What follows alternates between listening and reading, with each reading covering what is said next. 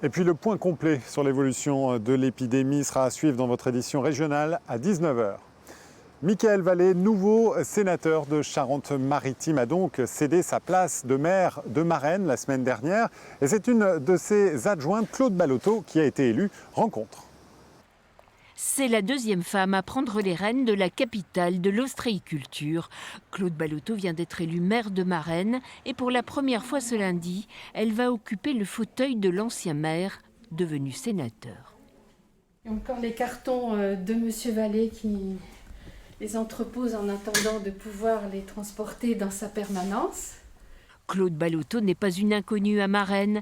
Elle entame son 5e mandat à la mairie, après avoir enseigné plus de 30 ans, une figure de l'école communale.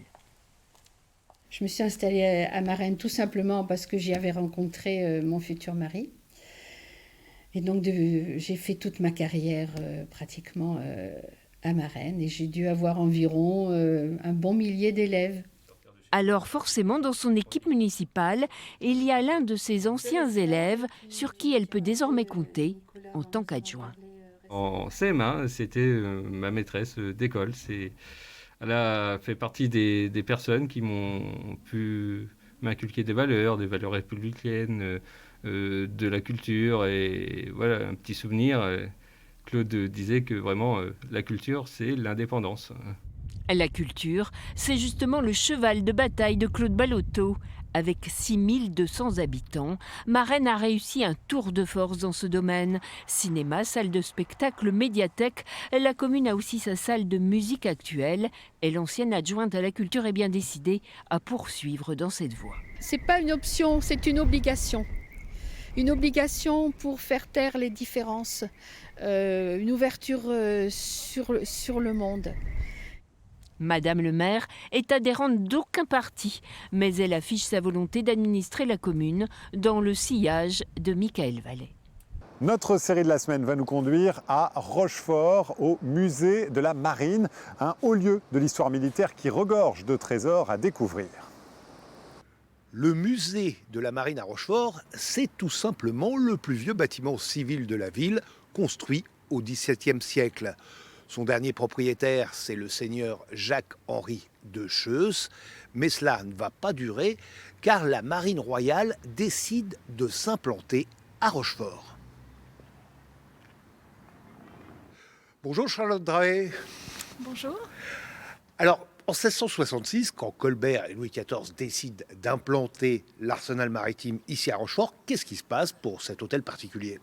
Alors en 1666, il y a les derniers seigneurs et dames de Cheusse qui habitent ici. Ils sont expropriés par Louis XIV qui leur paye 120 000 livres de dédommagement pour quitter les lieux. Et ici s'installent les chefs d'escadre et le commandement de la marine de l'arsenal maritime à Rochefort. Alors c'est vraiment le cœur du pouvoir royal. Absolument, cet hôtel particulier devient le lieu du pouvoir royal qui dirige, ordonne et organise l'arsenal à Rochefort, mais également la résidence de prestige des personnels qui habitent ici. Ici, vous avez donc le commandant de la marine, mais également le bureau des officiers, également une population très importante qui est celle des ingénieurs du roi.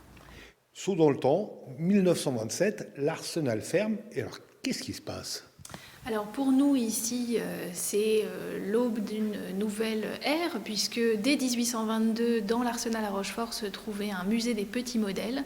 Et à partir de 1936, avec la volonté de Dick Lemoine, va s'ouvrir ici et s'installer le musée national de la marine à Rochefort. Avec de très belles pièces, et on voit ça demain. Voilà Marie-Ange, et c'est tout pour ce soir. À demain. Merci Tanguy, à demain. Place à présent à votre journal régional.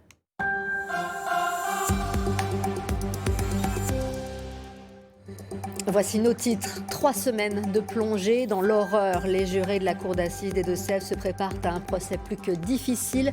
6 marginaux sont accusés d'avoir torturé, tué et dépecé 4 des leurs. Récit de cette première journée d'audience dans un instant. Peut-être le couvre-feu d'ici quelques jours en Vienne et Deux-Sèvres. La Covid-19 progresse toujours parmi nous. Nous ferons le point sur les derniers chiffres, les mesures envisagées et leur accueil par la population. Et en sport, Simon Pagenaud termine sa saison sur une 6e place au Grand Prix de Saint-Pétersbourg. Le pilote montmorillonnais est cette année 8e du championnat d'IndyCar. Il sera notre invité en direct des États-Unis. Mais d'abord donc ce procès de l'horreur ou de l'inhumanité, comme le surnomment déjà certains. Il s'est ouvert à Niort cet après-midi. Les débats seront finalement publics. 4 hommes ont été, au cours du printemps 2016, victimes de la barbarie et du déchaînement de violence de 6 autres marginaux. L'un des accusés est en fuite. Plus de détails avec Antoine Morel et Anna Petidi. Son t-shirt parle pour elle. C'est avec le prénom de son fils, Malik, affiché sur la poitrine, que cette mère de famille se présente au tribunal en tant que partie civile. Malik est l'une des victimes de ce groupe à qui la justice reproche 4 meurtres commis en 2016 dans des appartements à Niort, accompagnés d'actes de barbarie et de torture. Le principal accusé a 38 ans, SDF au moment des faits. Il est prêt à assumer ce qu'il a fait. Il a conscience, je pense, de la gravité et de l'ampleur du procès. Par contre, il n'a pas non plus envie de supporter les responsabilités des autres. Il assumera les siennes et c'est déjà beaucoup. 5 accusés présents à l'audience. Le plus âgé a 60 ans. C'est lui qui prévient les policiers du 4e et dernier meurtre. Mais les enquêteurs lui reprochent d'avoir pris part au crime. Il est, je crois, soulagé de pouvoir qu'enfin on lui rende justice aussi. Il est sur le banc des accusés parce qu'il a commis des faits, mais je pense qu'on lui mettra davantage à son crédit le fait que sans lui, peut-être que d'autres auraient été victimes des agissements de cette meute criminelle.